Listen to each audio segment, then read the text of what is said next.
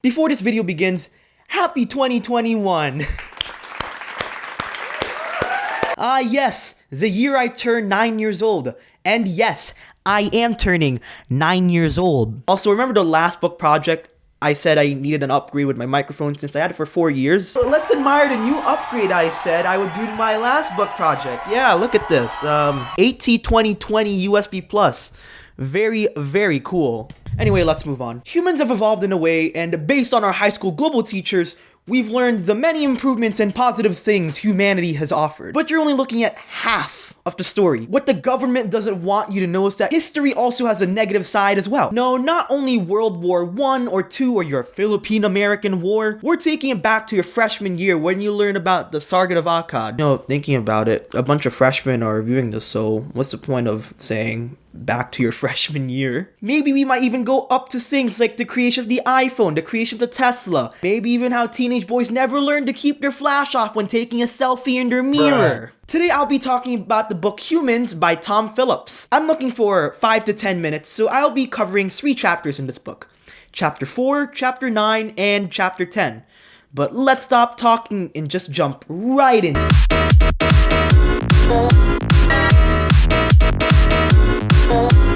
If there was something I enjoyed reading, it's how history screwed up today. One of them being how monarchies sucked. Starting with the first empire by Sargon of Akkad. Sargon was a person that would go to war with neighboring states like Egypt. Because people feared Sargon would do such a thing to their own city-state, no surprise that they fought Sargon and they lost, and then eventually Argon took their city-state. But you may be asking me, were there any monarchies that were better? My answer is, they've gotten better, but not a lot. Let's start off with the first emperor of China, Qin Shi Huangdi. Qin Shi Huangdi played some Pokemon and managed to catch all 7 warring states. He was also the creator of the Great Wall and the guy that standardized money. He probably never knew how he got these things into play. He forced these things into play. And if I mean this, he banned things like Confucianism, Taoism, and only stuck to legalism, which is strictly from the government. Much like your everyday Christian parents who only learn about American history but not world history because they're too foolish. Let's fast forward to 1505 when Zhu Huzhao ruled. Never wanted to rule, but hey, you gotta do what you gotta do. This guy was interesting since he built an ego after imaginary battles in the north and how he managed to replicate an entire city store, and anyone that disobeys this was fired. One more example is Ludwig II, where he beautified Moravia instead of improved the government. This guy just wanted castles to be ones like you see in fairy tales or in Disney World. He just rushed through during the military and all the filing, all the works, and all the improvements, and improving the military for, what is it? Moravia?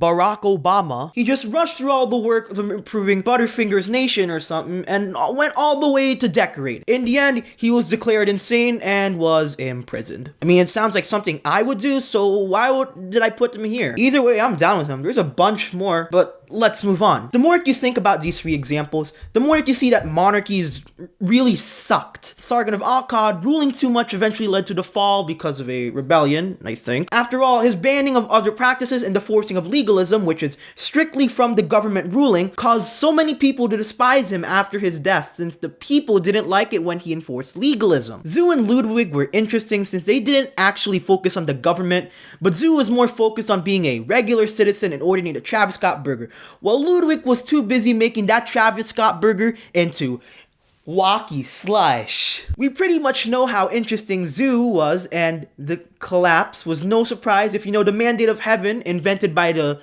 Zhou dynasty. And Ludwig, no surprise, was diagnosed with Travis Scott by sicko mode after his over-beautifying. And these go for the ones in the present too. Although Trump was a Republican, we can still see his attempts to rule a Trump monarchy based on the millions of tweets he posted and how people wanted a longer Trump era. Strictly believed in the Bible, kind of like legalism, and was too focused on beautifying the military. I wonder where he got that from. In other words, monarchies suck. One ruler was in charge of everything, and depending on their personality, either way, they can still suck. Every every day we're always in the search for new things. That can be a new political system, a new thing to discover in your science class, a new footage of Call Me Carson crying, but some of them aren't for the greater good, which we all know, it's a new thing to learn in your science class. I mean, obviously, come on. For example, when Christopher Columbus set sail for America in 1492, just so he can claim it, after all, his Native Americans already took him first. Take note that his measurements were wrong when he discovered this. Now, although this mistake led to the creation of America, let's go to the time when humans thought there would be a new form of water in space. 1960s. In 1961, a man named Nikolai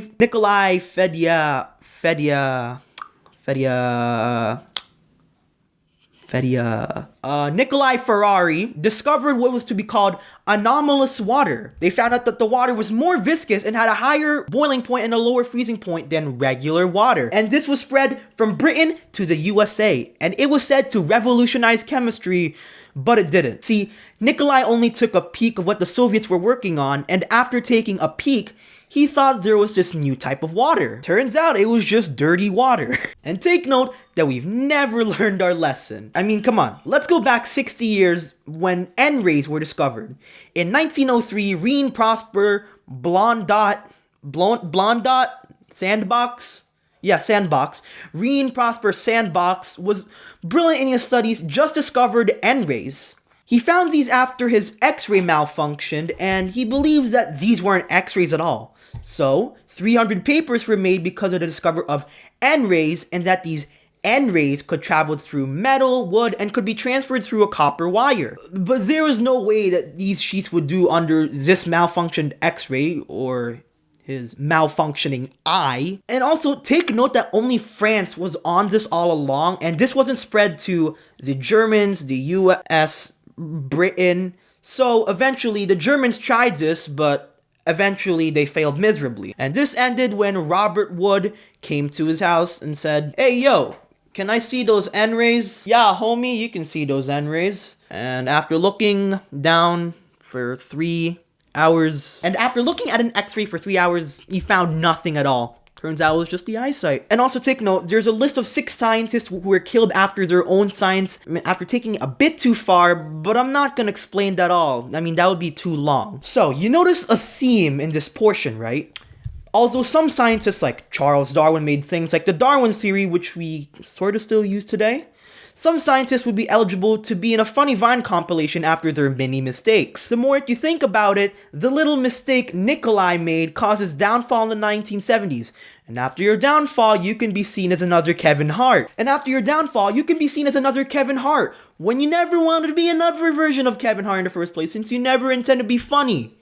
For short, if it was only to double check if this was true, then they wouldn't waste such a decade on this research of poly water. Same goes for N-rays. Maybe next time, Rien would pay a visit to the eye doctor. Which kind of leads us to another theme. Always double check your work. You know, be Gordon Ramsay and critique your work and findings, because that's what I do in my videos.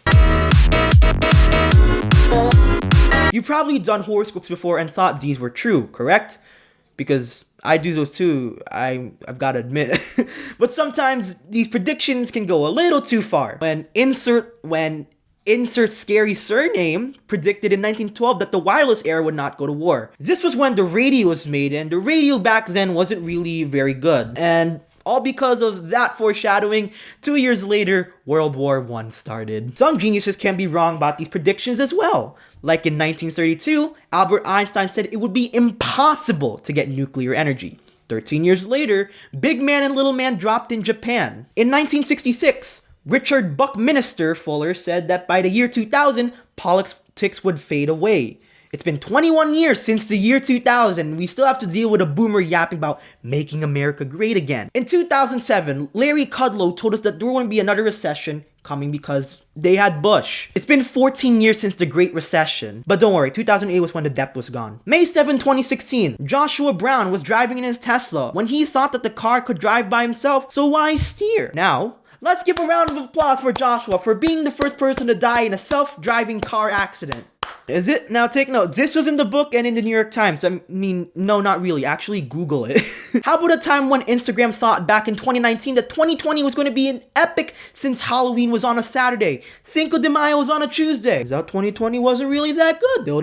Still don't get it? How about that time you found out about the hoverboard when you realized it had wheels, but you bought it anyway along with an e-vape to impress your Instagram followers of how lit you are? You see what history is getting to? Sure, we may have gotten some right predictions, but some of the predictions people make can be jinxed, and if you look a little too hard to the future, and if you spread it to everyone else, it can lead to even bigger problems. But hey, we'll never listen because we're not perfect. Okay, so Ludwig beautified things too much. Shi Huangdi focused on the government too much. Both had too much power and thought they could use it in anything they want, so they let their egos let them decide where they would go. The creation of Polywater and N-rays were a hoax. This was because the people that found these had a lot of confidence in them. They were already eligible to be in a Tony Lopez TikTok. And predictions like the disappearance of politics by 2000 or the self-driving car accident, but more looking at the self-driving car accident, Joshua was very confident that he would live since the car could drive on its own, which obviously kind of leads to a theme, right? And here's the theme. You gotta wake up in the morning feeling like P. Diddy, but not too much P. Diddy. Besides, we all know what happened with Jake Paul's It's Everyday Bro, right? His egotistic ways caused him to become a meme and very hated in 2017. Wow, that actually rhymes. But you know what? People might not even listen to these themes anyway. Besides, in February 2021, Logan Paul will be fighting Floyd Mayweather. We'll never learn, but hey, we're not perfect either. So let's just chill, drink some hot cocoa while we see history repeat itself. Thank you all so much for watching. Leave a like and subscribe. And I have opened a Twitch recently. This is where I will stream myself playing video games like Minecraft, Roblox, maybe Jackbox again. This is also a place where you can view me editing the next video I'll be working on. So please, follow my Twitch and my other stuff. Link in the description. So, roll the outro.